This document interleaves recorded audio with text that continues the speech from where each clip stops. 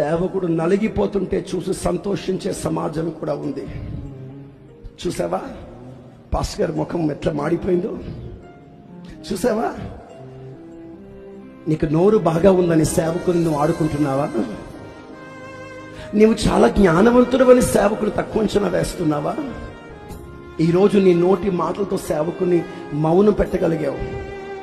అతను మౌనమైపోయింది మాట్లాడలేక కాదు, అతడు మౌనమైపోయింది మాట్లాడకూడదు కనుక. అతడు నోరు తెరవలేదు మాట్లాడే జ్ఞానము చాతుర్యం లేక కాదు, ప్రేమ అతని మౌనం చేసింది.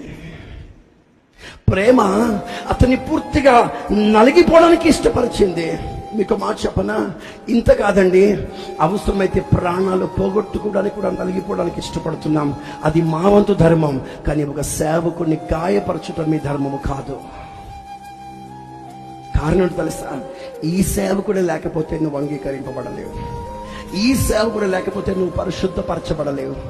ఈ సేవకుడు లేకపోతే నా ప్రభువుని అంగీకరించాడు. అందుకే ఈ రాత్రి దండం పెట్టి విశ్వాసులు అందరితో చెప్తున్న మాట ఇది: నీ సేవకుని కనపరచండి, నీ సేవకుని ప్రేమించండి, నీ సేవకునికి లోబడి ఉండండి. నీ సేవకుని కంట నీళ్లు రాకుండా మీరు జాగ్రత్త పడండి. నిన్ను పరిశుద్ధపరిచిన దేవుడిని అంగీకరిస్తాడు. Praise the lord.